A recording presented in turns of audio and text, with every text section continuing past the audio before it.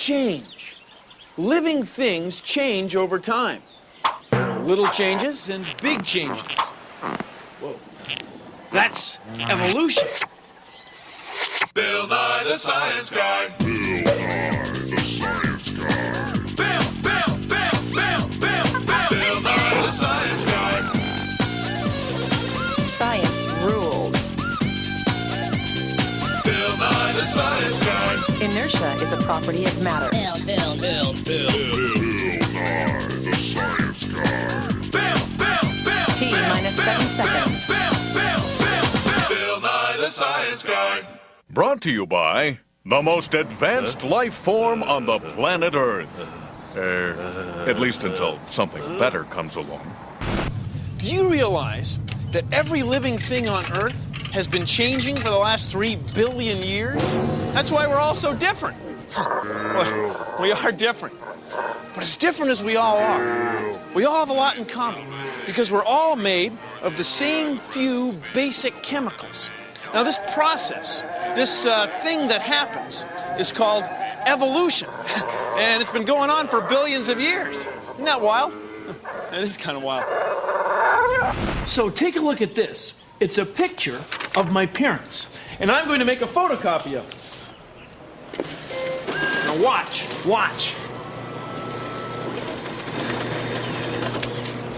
See, the copy looks just like the original, but not exactly like it. There are some small differences because there's some small changes that happen every time you make a copy. The same thing happens when living things make copies of themselves, like when they have children. See, the children of living things are always different from their parents, but not completely different. I mean, they're related.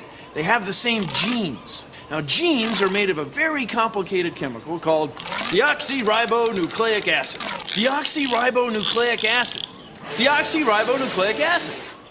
We usually just call it DNA. DNA. Now, here's a model of a gene, of a piece of the DNA molecule. Okay. Now, the genes of you and me, giraffes, fish, seaweed, our genes are all made of DNA. We're all made of the same basic chemicals. We're all made of Dinosaur genes are made of DNA. See, you and I are the product of billions of years of tiny changes to our DNA. They happen every time living things make copies of themselves. Like every time we have children, when your grandparents had your parents, and when your parents had you. This process of change is called evolution. It's the reason we all look the way we look. So all the organisms on the Earth, even though they seem to be different, are fundamentally the same. Their chemistry is all identical. And they're just wrapped in different kinds of wrappings. Us bacteria and us people and us plants and us protozoa, we're all the same on the inside.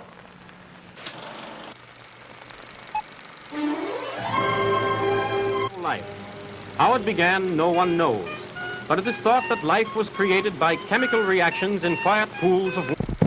How did life get started on Earth? Where did evolution begin? Well, near as we can figure, the ancient Earth was covered with the ocean a little over 3 billion years ago. And the ocean was a sort of primordial soup that living things got started in. Now, primordial, that's an old word that means very old. See, scientists have done a famous experiment with primordial soup where we cook it. The experiment would look something like this. Put primordial soup in a big flask, cover it with what we believe to be the ancient Earth's atmosphere, which would be ammonia. And ammonia is the same stuff you smell when you clean a window. We cook it by heat from the sun, and this would be freshwater rain, which would come out of this boiling flask right here, and lightning from primordial thunderstorms. The thunderstorms make the molecules change and rearrange themselves. And eventually, we have found that we can reproduce tiny pieces of deoxyribonucleic acid, tiny pieces of DNA. The very building blocks of life, the blueprint for future generations, can be made with an experiment somewhat like this one. So the primordial soup was very much like the ocean is today. Look at all these living things. The ocean's full of them. You and I are living things. The primordial soup is still cooking. DNA is a molecule containing the genetic message, the blueprint for future generations. This genetic code is the same for all living creatures, for all life, which means that there is really only one form of life on Earth.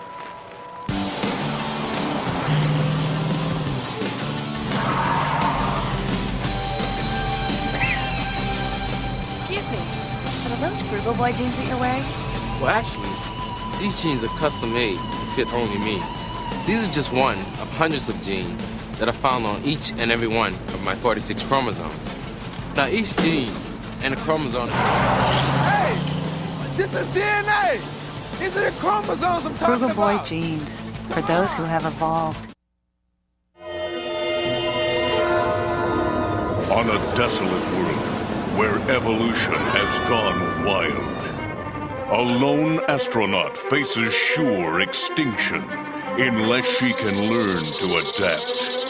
Trapped in a land where crustaceans rule with an iron claw, it is the human who will have to evolve to survive on Planet of the Crabs.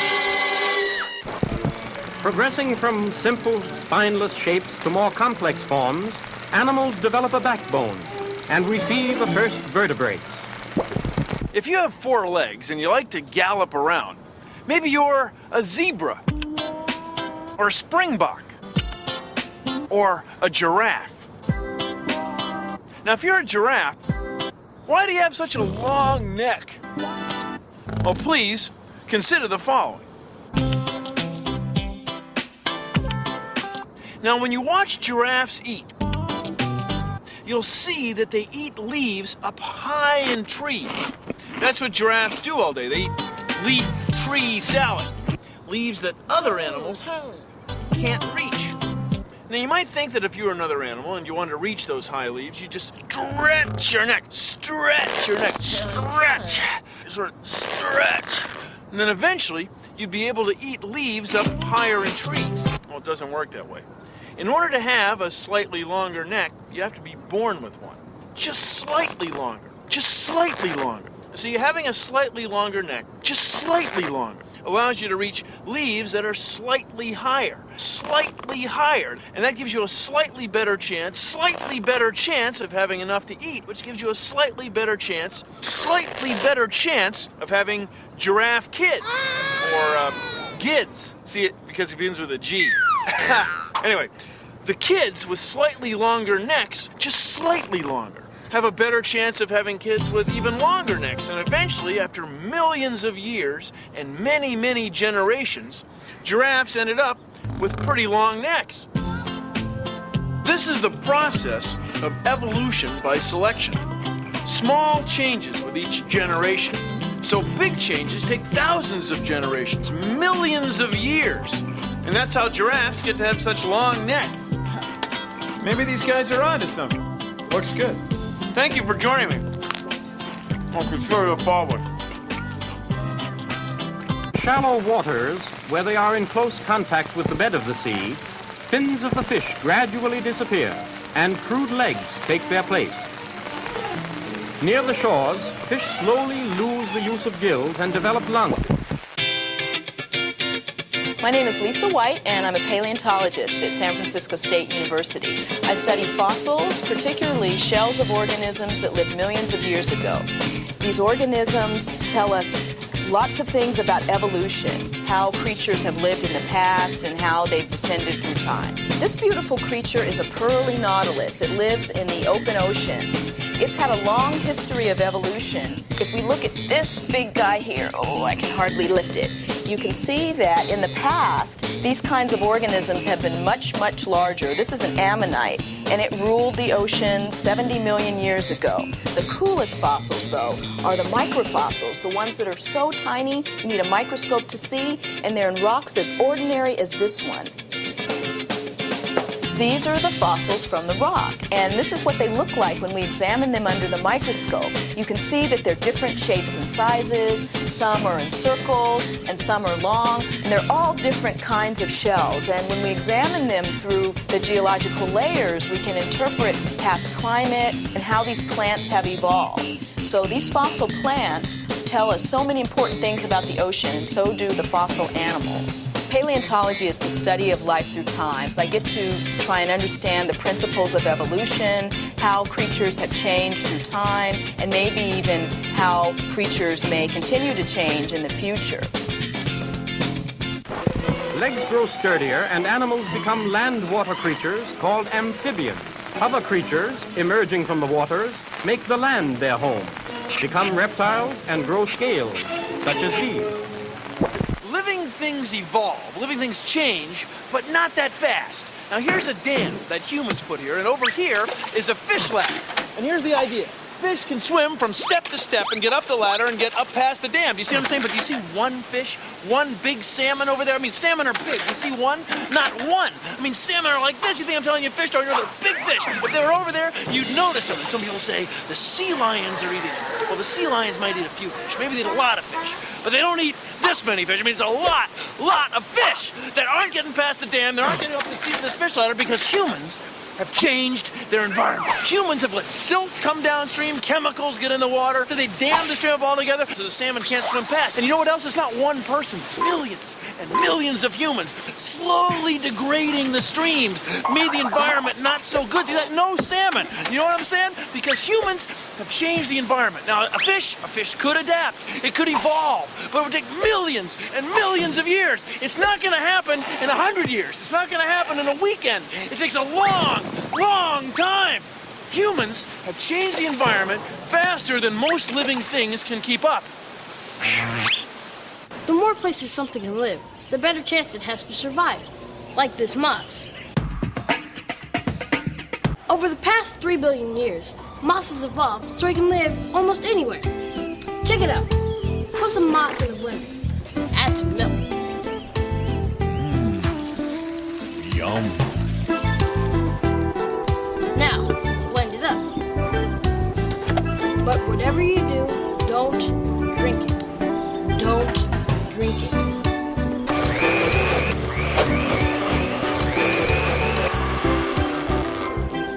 Whatever you do, don't drink it. I said, don't drink it! This is your announcer reminding you, don't drink it. Take your moss milk outside and pour it in some cracks on the sidewalk or on some rocks or anywhere.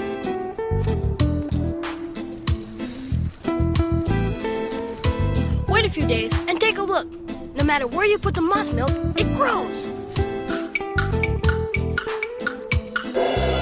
Wow! Moss. It's soft, it's simple, and it's evolved to live everywhere.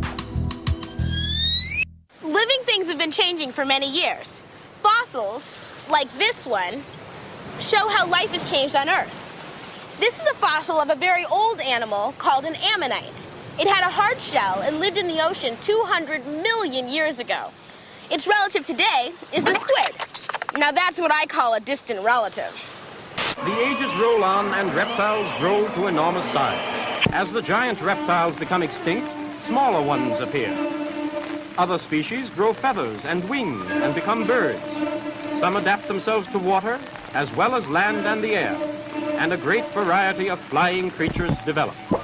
Some scientists believe that the descendants of dinosaurs are still around. Yeah, and they're birds. See, dinosaurs had scaly skin like reptiles. And the scales in a reptile's skin is made of almost exactly the same stuff as the feathers in bird skin. Also, dinosaurs laid eggs, and so do birds today. Now here's Archaeopteryx, an animal that lived about 200 million years ago. It had feathers on the outside like a bird, but its skeleton on the inside was like a dinosaur. So, was the Archaeopteryx the end of the line for dinosaurs? Or the beginning of birds? See, the answer for scientists is still up in the air. See, that's a joke about being a bird. From another branch of the early land-water creatures are developed a warm-blooded, hair-covered group called mammals, who, unlike egg-laying creatures, bear their young and feed them by nursing. Living things on Earth have been changing for billions of years. Now take a look at this. These are the fossil bones of a giant ground sloth, a type of animal that used to live on Earth about 12,000 years ago during the last ice age, but it's completely disappeared. There are no giant ground sloths anywhere, but here are the bones. Something happened in the environment. Something changed so that ground sloths couldn't find a way to make a living anymore, and they're gone. This is a saber-toothed cat. Look at those long, sharp teeth. They look pretty mean, like they could do a lot of damage. But even so, cats like this aren't around anymore. This skeleton dates from about 30,000 years ago.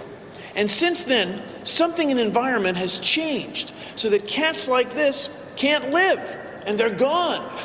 That's evolution.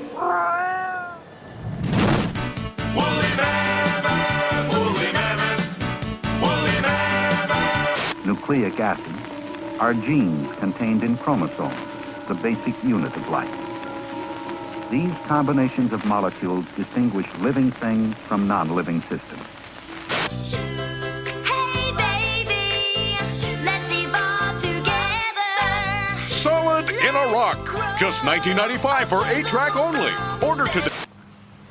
The size and shape of living things in nature changes naturally by evolution, what we call natural selection. Natural selection.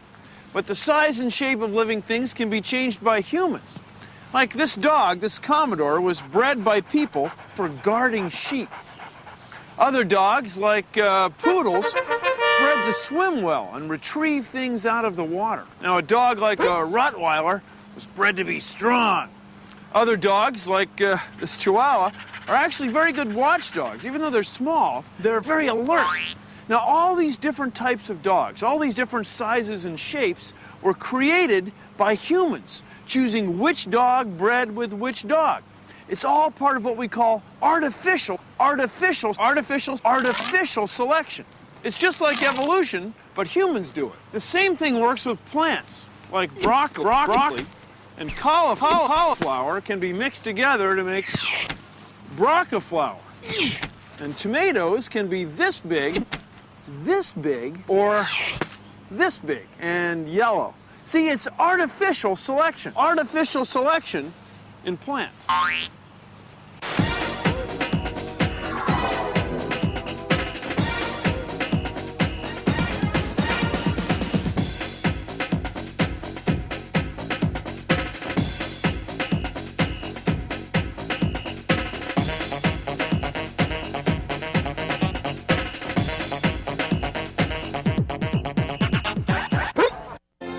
Hello, I'm Charles Darwin. I developed the theory that through billions of years, all species of living things evolved from a common ancestor. It's just a theory, of course, but I think I'm right. Oh, hi. I was just looking at these finches, these birds. These are the same types of birds that Darwin was looking at when he visited the Galapagos Islands. He noticed that different types of finches were all very much the same, but they had different coloring in their feathers and different shaped beaks. Darwin realized that these different types of finches, he counted 13 in all, must have all started out as one type of finch. As they each found special things to eat and special ways to live, they changed, evolved over thousands and thousands of generations. With the discarding of the once popular Darwin theory that man descended from the ape, we are now presented with a new one, which suggests that man and the ape came from the same stem of the evolutionary tree, but that man branched off and ascended, while the apes degenerated.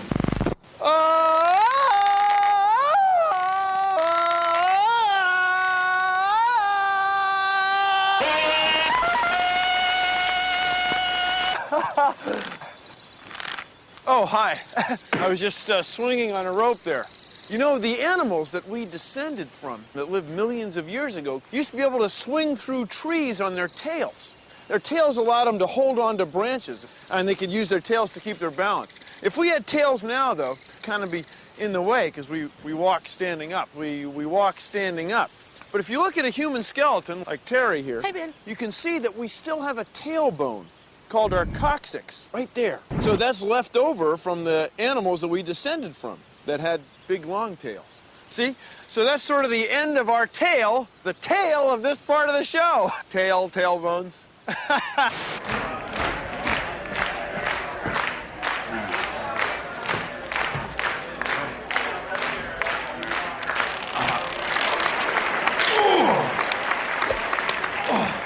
Much better.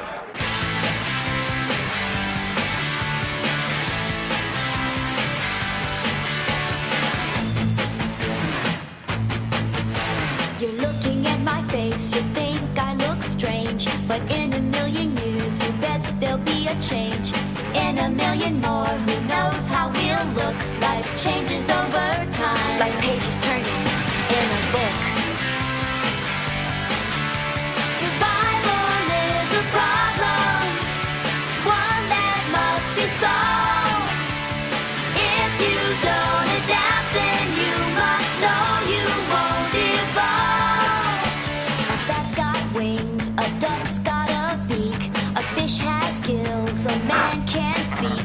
All related to each other, we got chemical proof. The stuff found in your toenails is like a horse's hoof. Survival is a problem, one that must be solved. If you don't adapt, then you must know you won't evolve. And from the mystic past comes the voice of nature calling through the ages. Change, change, everlasting change.